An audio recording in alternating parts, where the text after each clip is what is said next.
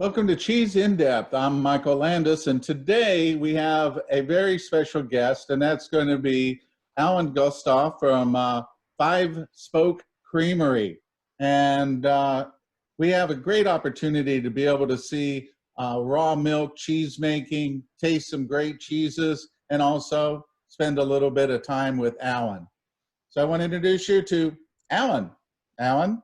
Thank you. Thank you, Michael. It's a pleasure to be here, and I'd like to welcome everybody.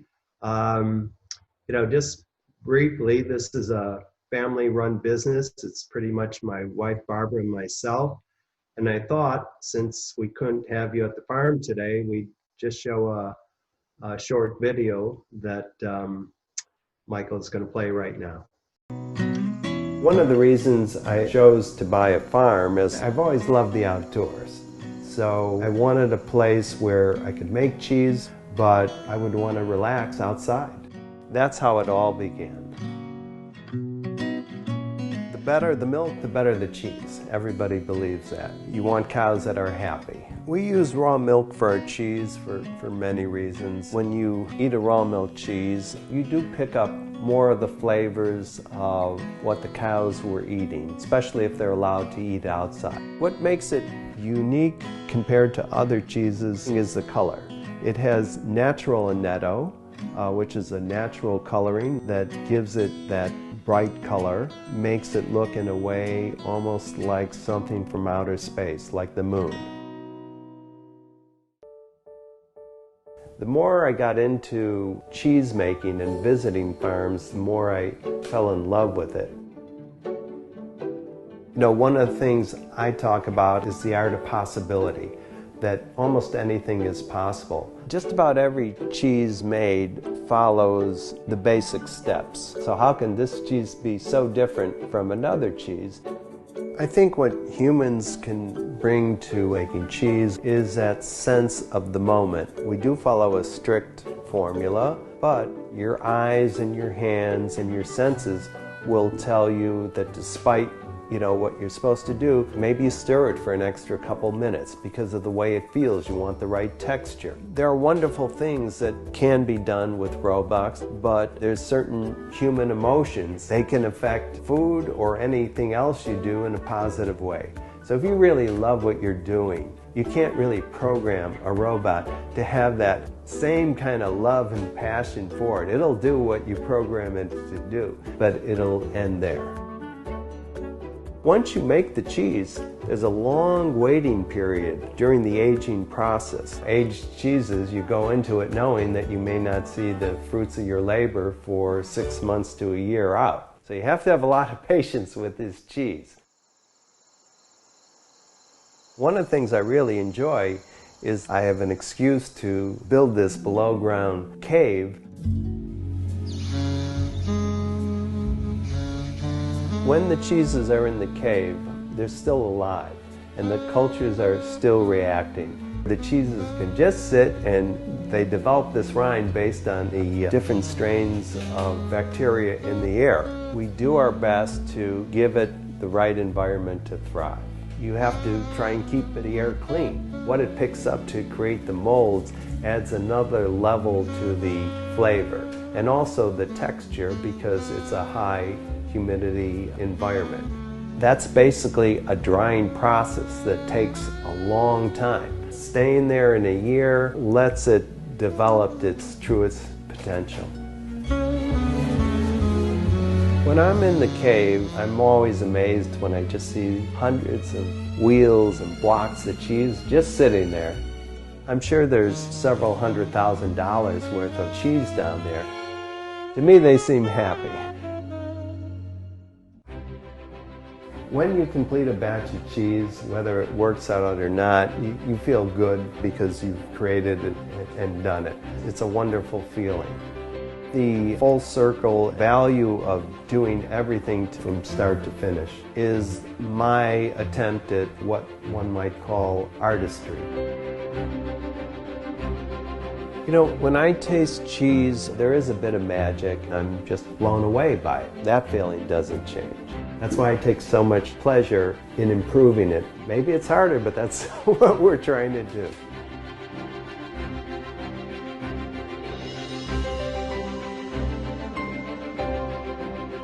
My hopes and dreams for the future are to enjoy life the best way I can. Working on a farm, they're long hours, there's no doubt about it. But if I wake up and I'm healthy and I could make cheese, it gives me reason for doing what I'm doing. The more I got into cheese making, the more I fell in love with it. The fact that I love cheese and enjoy eating cheese made it really easy. You go into it knowing that you may not see the fruits of your labor for a year out. But it's fun to make something. It's great. It feels good. When I taste cheese, there is a bit of magic. I'm just blown away by it. Super creamy, melts really well. It really is awesome. The reason I do this, because almost anything is possible. I foresee continuing to make and eat great cheese for all my days.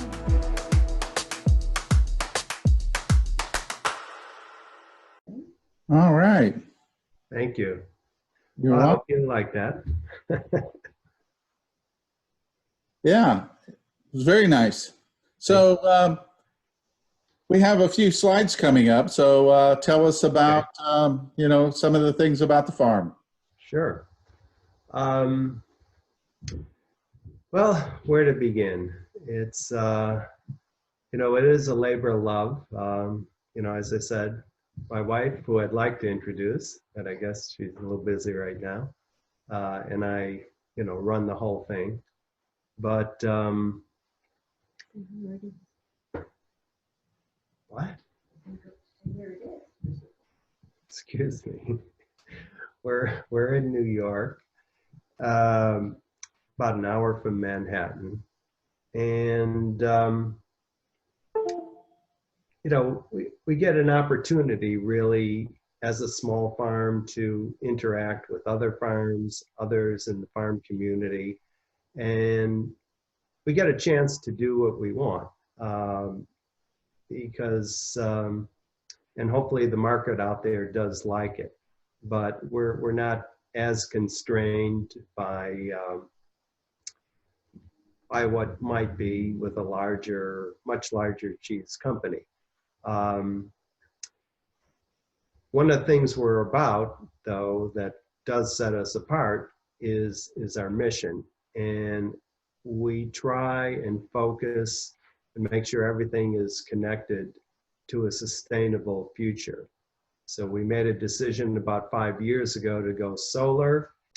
And every year we try and expand on this in terms of, you know, what our mission is about. So this year we started a pollinator project where, as you see the solar panels right in front of it, we've started planting perennials, and we're bringing in bees to try and increase the bee population. So we also are fortunate that we will be a test site for a new solar storage battery. So in effect, we will be totally off the grid by September. And so that's pretty exciting. You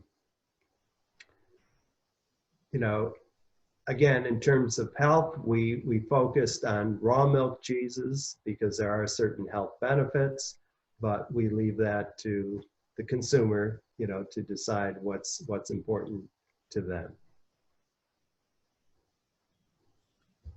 So tell us about your choice of animals. Right. Well, we started, and you could see a little in the video, with a herd of air shearers because it's one of my favorites. But milk is a real challenge, and we've had a hard time keeping farm managers. Milking's not easy, and making cheese at the same time is not easy. So at this point, we're really trying to work with some of our neighboring farms to get milk from them. But the latest, the cheeses you're tasting was all made with Guernsey milk, and these have the A2 gene in it, which makes it easier to digest. So how long ago did you start the farm? Well, we bought this farm about 6, 7 years ago, but I've been in the food business for several decades, but yes, we started this venture here about 6, 7 years ago. And your choice of cheeses, what determined that? Right. In the beginning, we started with cheddars because we wanted to appeal to the American palate, cheeses that people understood and can relate to. And then in the last few years, we started expanding, and you'll have a chance to taste the Harvest Moon, which is based on a Mimolette, also a porter, which is like a Tomme de Savoie, and of course the Tumbleweed, which is our mainstay, which is a very aged type of cheddar, sort of like a cross between a Cantal and a Cheddar. And so why did you decide to go with all raw milk versions? Right. We wanted to make cheese the way it was traditionally made. We believe that it improves the taste. There's certain interactions that occur with natural milk, could be good or bad, but usually good, that you lose when you pasteurize milk. So we've always stuck with raw milk. We feel that the benefits outweigh anything else. So what are some of the benefits of raw milk? Right. Well, by itself, any of the milks you use in raw milk cheese should be easier to digest. And we're seeing, across the country that more and more people have trouble digesting milk. So raw milk cheeses are easier to digest. The minerals and vitamins are absorbed more readily, greater amounts are absorbed. And again, you get some really interesting flavors that when you're used to working with the milk, you can develop. And of course, it influences the texture as well. Correct. So good.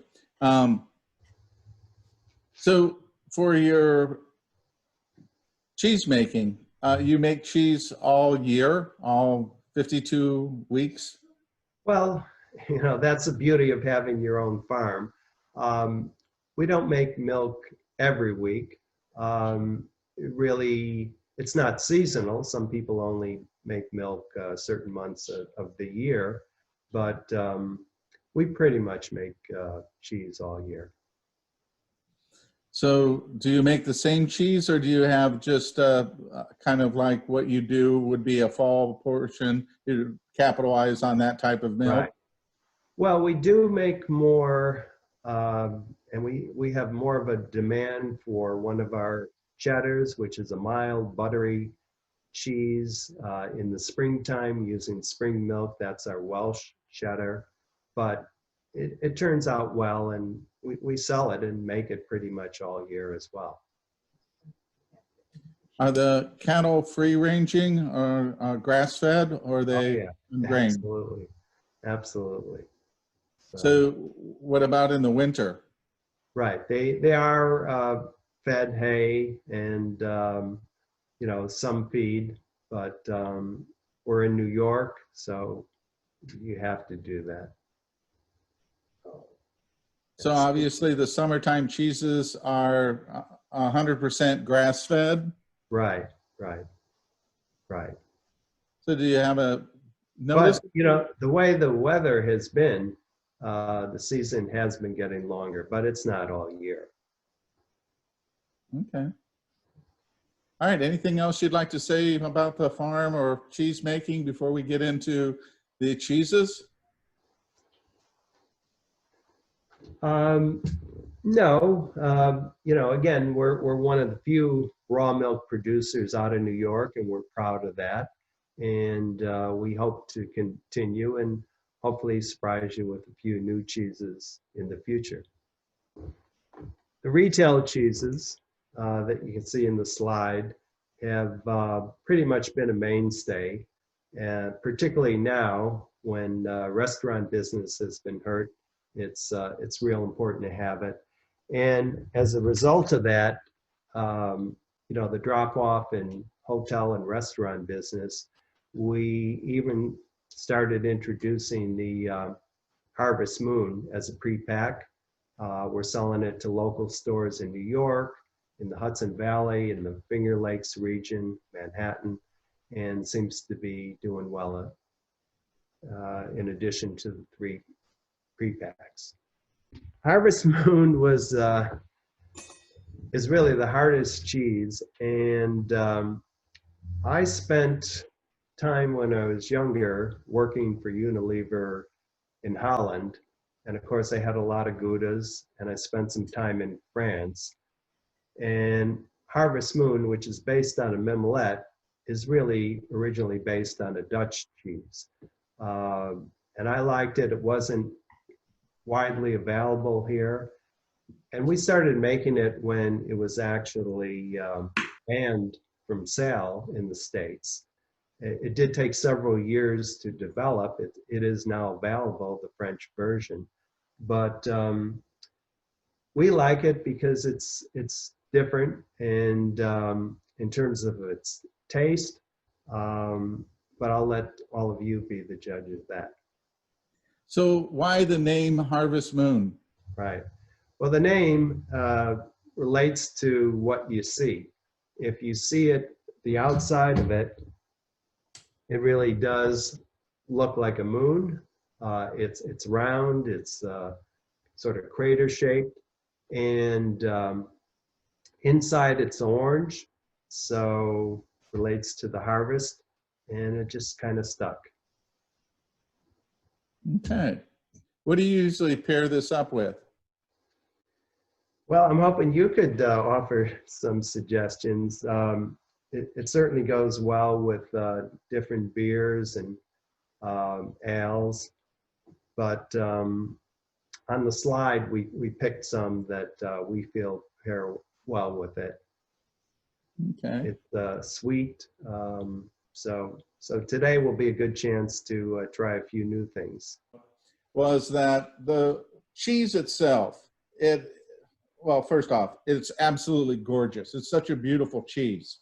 And it's got a tremendous amount of butter, but it also has some wonderful notes of maple caramel. The sweetness of this is just amazing. So what I wanted to do was I wanted to capitalize on that. And so I picked up the Rutherford and Meyer pear paste. And I really love pear paste. I love paste like that. I don't like to deal with all the fruit and stuff. It's just so much hassle, where here I can just open up the container, I can get a piece of pear paste, and I can literally smother the cheese with that. And I don't have to worry about going out to the store and getting more stuff. So it's pretty simple in that respect, you know, when you're working with that. You know, if I may add, one of the things you could do with the Harvest Moon, because samples everybody has are probably like a year and a half or older, so it does grate well. It's really good in macaroni and cheese. We use it on pasta, and you know, it's really good on dishes like that. Well, what I found was that when I put these together, the pear actually brings out more of the butter, brings out more of the flavors of the pear, and I almost get almost like a apple pie flavor. So when I thought about that, I thought, well, what could I do to improve the apple flavor? And I thought, well, you know what? Effie's does a pecan nut cake. So a pecan nut cake, the cheese and the pear paste together gives you a really nice flavor. As a matter of fact, it almost turns into a baked apple pie. So it's really fun.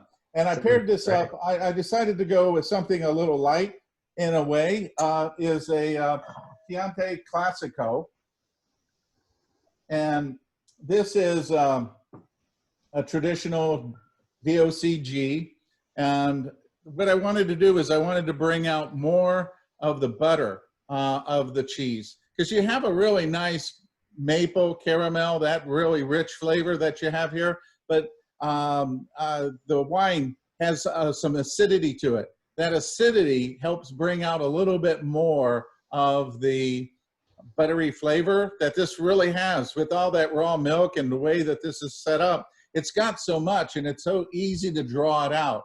And then you add a little bit of the pear paste, and you kind of get that apple pie with a little bit of fruit from the wine, and then add in the pear or the pecan nut cake, and it all just really comes together really well. The porter is what's known as a wash curd cheese. It starts out first couple months, it's very mild. The samples that you received are now probably about 5-6 months old, so it has a bit more body to it. We like it both ways, but this really pairs well with like a English pale ale, you know, light wines, Sauvignon Blanc, and it's really versatile. I use it in omelets. I snack on it a couple times a week, and we're also experimenting by. We have some batches aging right now that actually have truffles in it as well. So for this, for the porter, which I have to say is that this aroma on this earthiness that you have is just totally amazing. I really love that. I really love the richness that you have. This is a style of cheese that I really enjoy. The earthiness, the rind smells just like a wonderful dirt cellar. It's got that beautiful earthy aroma, absolutely beautiful. So when I was working with this, I wanted to bring, again, a little bit of fruitiness to it. So I have some access to Bonnie's jams. Mm-hmm. And this is a strawberry and rhubarb jam that I'm using on this. And I really wanted to capitalize on the earthiness, and for this to kind of bring out some more butter, bring out some more flavor.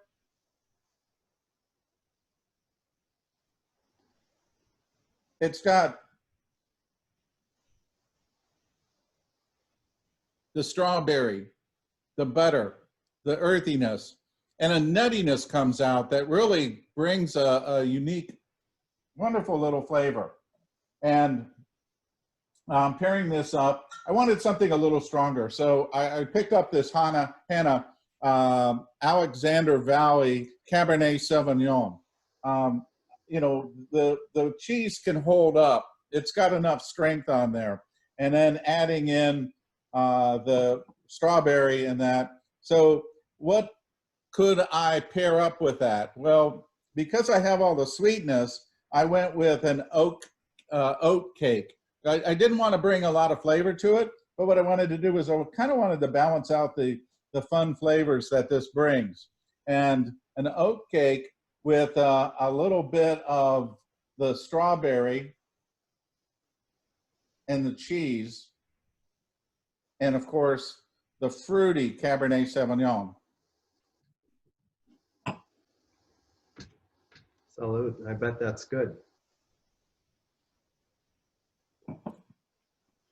This has a very well balanced flavor profile. The Cabernet isn't a big, bold cab. It doesn't have a lot of tannins to it. It's more fruit forward. So you get all that fruit, you get all the cheese. The cheese really comes out on this, but it doesn't get masked by anything.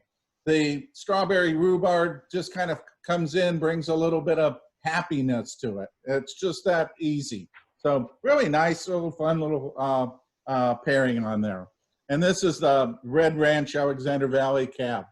Sure. That sounds great. Well, it is a farmhouse cheese, so like you say, you do get that earthiness, you know, from celery, and it is pretty versatile. So I think you hit all the high notes. Trying to get these cheeses that have that earthiness in the rind, they can cross over to that bitterness, and especially as they get some aging. This has an amazing creaminess to it for the amount of time it has and the intensity of the rind.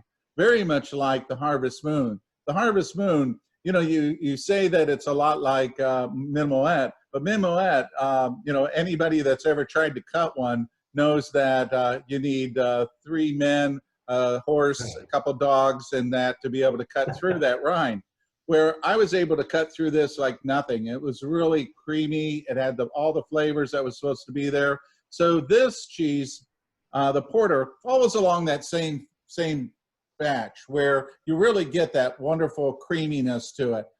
You know, anybody that's looking for a cheese board with a kind of diversity like that, you know, you really do get a lot of different flavors with these for, you know, such simplistic in a way cheese. You know, these are you know, not out there. These are really down to earth, easy snacking, easy eating cheeses. Thank you. And you did hit on something that we did try and change from the traditional Mimolette. I did make some adjustments to the texture because I also found and would see at cheese counters that people had trouble cutting a traditional Mimolette. It would just crumble. So while it's aged and sometimes you even get those crystal notes, you still can cut it. So tumbleweed is, I don't want to say it's my favorite. There's no favorites, but this has been a consistent cheese that people love and you know, order again.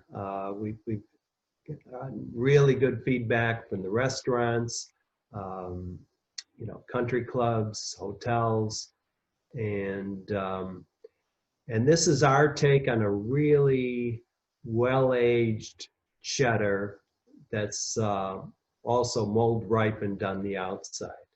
So I think the cheeses you have is also at least 1.5 years old, and it goes well with, could go well with a Malbec, you know, a really full-bodied cab. It can handle almost anything. So tell me more about this rind. How do you get this developed? Right. So the rind is always a challenge. You know, the cheese is, you know, it's aged in a room with high humidity. But the longer you age a cheese, the more delicate it could become. So the rind, it just develops naturally. We do use penicillin candida. We do spray the room a bit with it, but the rest of the natural occurring microflora helps develop the color and flavor of the rind. One of the first things that, you know, you kind of, when I saw this, and I did think of Cantal because that is such a earthy smelling cheese with that rind. One of the first, I guess, natural rind cheeses that I ever experienced was Cantal, and it was a big drum, and I remember unpacking it and setting up a fresh cut store, and I picked it up and I could smell that earthiness and how beautiful that was. And then cutting into it, you could see all of the defects of the way that the rind had dug in or had changed through here. It was the most imperfect cheese I had ever seen, but flavor-wise, it was magnificent. So when I opened this up and I started looking at it, this is absolutely beautiful. You know, a lot of times when you got aging this much, you have the dryness closest to the rind that is unflavorful, but this has butter flavors all the way out. It's got a wonderful tanginess to it that I was not expecting. I wasn't expecting it to be a cheddar, and I wasn't expecting it to be a Cantal, but when you do talk about them being very close together, you get a lot of those characteristics. You get a little bit of that tanginess, you get the earthiness, you get the butteriness, all those flavors in there. So thinking about this, I thought that a fig chutney would be really fun. Now, I've done fig paste before. Everybody's had fig spreads and things like this, but I went with Taste Elevated, which is spicy with a little sriracha in it. So it's got a little bit of a kick to it. And I think cheddars do really well with getting something a little spicy on there. And so that's the direction that I took with that. Fig spread with some spiciness to it. And then, you know, I really wanted to add a little bit of breading or cracker to it. So I went with the Firehook Mediterranean Rosemary. So I thought fig, rosemary, and the buttery flavors of this cheese.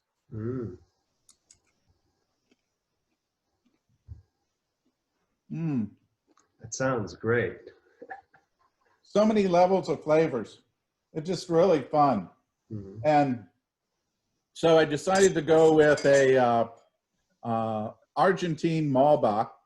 And this is Tamari, which actually means, I think, good earth, something like that, you know, good, prosperous. And it's just a really fruit-forward Malbec, very, very clean. And with the rosemary, with the fig, with the cheese, with the earthiness, with all the flavors, you don't want the wine to get over and trump on everything. You want something that has some fruit to it, but you also want it really light. And this is so light. You know, I mean, people that love are looking for a table wine, and to be able to do this would work across the board. Actually, all of these, you could put this cheese board together and just do the Chianti Classico, or you could just do the Cabernet Sauvignon, or you could just do the Malbec. They work really, really well together. If you were going to pick one and say, look, I'm only going to have one wine tonight. All right. Why do that? Exactly. I would do the Malbec. You know, it's all fruit forward. You know, it's just really nice. It's really simple, and that. So that's kind of the direction that I went with the cheeses this time. Well, that's great. I certainly appreciate it. You know, this has been fun, and you know, you offered some great ideas. A couple I haven't thought about that I think in a little while we'll try. But I hope everybody out there, you know, really enjoyed this and enjoys their cheeses. And in times going forward, you're welcome to visit at our farm. Tell us about your Victory cheese box. Right. Okay. Well, this is a kind of a new thing. You know, actually, would you like to talk about? My wife Barbara's will really put together the box. We'll explain it. I'm gonna give the seat to her. Hi. This isn't our Victory cheese. Was put together by some you know, cheese people in the cheese world who you know, I'm sure, and as a way to raise awareness for the very struggling artisanal cheese community, because we are struggling now. during COVID. I mean, most cheesemakers, have really suffered dramatic losses. So Victory Cheese, which is playing off of the Victory, something from World War II, I don't remember at this moment. And so it's a program that they put together, and if you want to participate in it and sell a Victory Cheese box, you get all this logos and paperwork, etc. And it's trying to make a concerted effort across the country with various cheesemakers and mongers and retailers to kind of heighten the need to support American artisanal cheesemakers. And one of the things that all of the participants are doing is donating a certain percentage of the sales to charities that are dealing with the food crisis that that we're experiencing now and that have been experienced for years. So we're going to do it. We've got all the stuff, and I'm about to, once I can figure out how to upload it. But what we're going to be offering are the 3 cheeses you tasted today. And then if somebody also wants to add in one of the prepackaged cheddars, and it'll be up on our website, and I'll probably be doing something with Instagram and whatever. So yeah, we just wanted to kind of get it out there because we think it's important, not just for us, but there are a lot of other cheesemakers who you might see a little Victory, that logo, and that's it. Well, we thank you, and we'd love to get feedback if you want, and or any other ideas for pairings. They're all welcome. So, Michael, again, thank you very much. Alan, it's my pleasure. I'm glad that we had this time to be able to chat. I really have a lot of admiration for you working with raw milk and the quality of these cheeses. These do take me back to European originals, and I'm so impressed. Like I said before, with the Harvest Moon, this is a better choice for those that are looking for a creamier version. It has everything that the Mimolette has, but creamier, and it's just absolutely wonderful in richness and simple and easy to pair with. The other cheeses are classics. These are things that, the original cheeses that were made in Europe that really bring out the authenticity and the quality of using the raw milk. And I think that that's one of the attributes that you have in your farm, is that you have taken the raw milk and stayed with classic cheeses that have been well known to work well in that environment, not trying to invoke some direction that, okay, I'm going to do it this way regardless of how the flavor turns out. These are magnificent. Alan, beautiful. Thank you so much. Thank you. I appreciate it. Okay, right. We'll be speaking soon. Yes, we will. And I really appreciate you taking the time and coming out today to be able to talk about the different cheeses and also a little bit of your story. So again, thank you so much. For those of you, thank you for tuning in to Cheese in Depth. I'm Michael Landis, and we have next week, the following week, of cheese makers coming on board with cheeses, all kinds of fun things. And hopefully, somewhere along the line, you'll find something that is just going to be your next best cheese.